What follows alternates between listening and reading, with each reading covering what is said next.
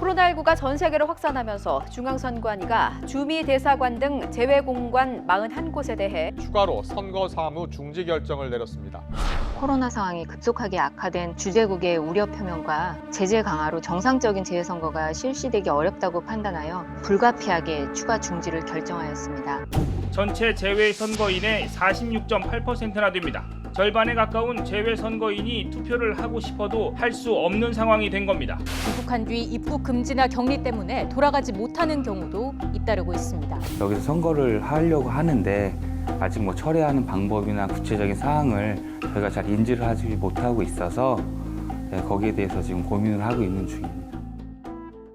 자세한 이야기 최진봉 성공회대 교수, 장성철 공감과 논쟁 정책센터 소장 두 분과 이야기 나눠보겠습니다. 어서 오십시오. 안녕하세요. 안녕하세요. 이번 선거 어느 때보다 좀 투표율이 굉장히 걱정인 이런 상황입니다. 소중한 한 표 행사는 해야 되는데 참 어려운 상황인 건 맞는 것 같습니다.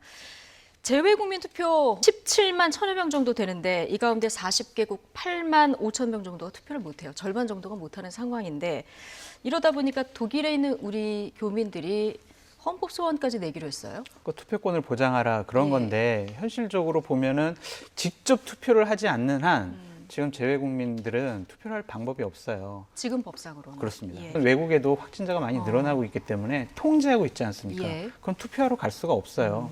그러면 이 부분은 더 낮아질 것 예. 같다는 생각이 들고요.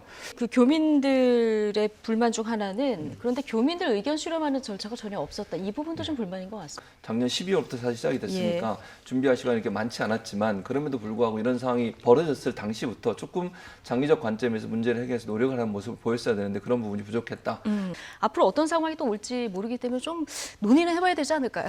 그러니까 인터넷 투표나 예. 이런 모바일 투표 같은 경우에는 우리나라 국내에도 먼저 시행되지가 않고 있어요. 예. 그런 것 때문에 먼저 국내에서 시행돼야 해외에서도 시행할 수 있다라고 보여집니다. 예. 근데 이제 한 가지 제가 더 말씀을 드리면 외국 사례들은 일본을 포함해서 몇몇 나라들은 이미 시행을 하고 있어요. 우려를 불식시킬 수 있는 방안을 찾아내서 가능한 한 많은 외국에 있는 제 국민들이 투표할 수 있는 방안들을 찾아내도록 노력을 해야죠. 무조건 안 된다고 하고 처음부터 그냥 문을 닫지 말고 전향적인 방법을 찾을 수 있도록 노력을 해야 된다는 생각이 듭니다. 예. 오늘 두 분 말씀 여기까지 듣겠습니다. 최진봉 성공회대 교수, 장성철 공감과 논쟁 정책센터 소장 두 분과 이야기 나눠봤습니다. 고맙습니다.